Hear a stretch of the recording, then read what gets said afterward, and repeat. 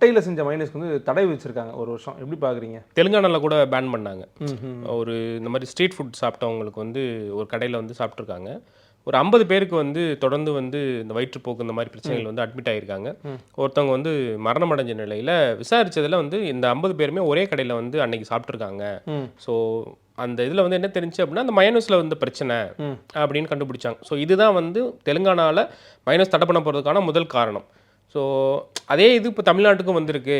தமிழ்நாட்டில் வந்து அப்படி ஒரு சீரியஸ் கன்சர்ன் எதுவும் இல்லைன்னா கூட ஒரு முன்னெச்சரிக்கை நடவடிக்கையாக இதை மேற்கொள்கிறோம் அப்படின்ட்டு வந்து தமிழக அரசு வந்து அவங்களோட அரசு இதழிலே வந்து சொல்லியிருக்காங்க. இதில் குறிப்பாக இப்போ பார்த்தீங்கன்னா முட்டையில் செஞ்ச மைனஸ் மேலே மட்டும்தான் வந்து தடை போட்டிருக்காங்க. டாக்டர்ஸ் என்ன சொல்கிறாங்கன்னா இது ரிஸ்க்கு. பொதுவாக வந்து அந்த ரா எக்ஸ்லன்னு செய்ய போகிறதுல வந்து நிறைய பாக்டீரியாஸ் இருக்கும். வெஜிடபிள் ஆயிலோட சேர்ந்து டைஜஸ்டிவ் இஷ்யூஸுமே வரும்ன்றாங்க ரா எக்ஸ் கன்சியூம் பண்ணுறதுனால. வெஜிடபிள் ஆயில் சேர்க்கறதுனால வந்து ரா எக்ஸில் இருக்க அந்த அவிட்டின்ங்கிற பொருள் வந்து கெட்ட கொழுப்பாக வந்து மாற்றிடுது. ஸோ இதனால் வந்து இதய நோய்கள் வரலாம். நிறைய பேருக்கு வந்து இந்த ஃபுட் பாய்சன் மாதிரியான பிரச்சனைகள் வரும். மயோனைஸில் நல்ல விஷயங்கள் இருக்குது அப்படின்னும் டாக்டர் சொல்கிறாங்க. ஆனால் வந்து நீங்கள் கொஞ்சமாக எடுத்துக்கணும்.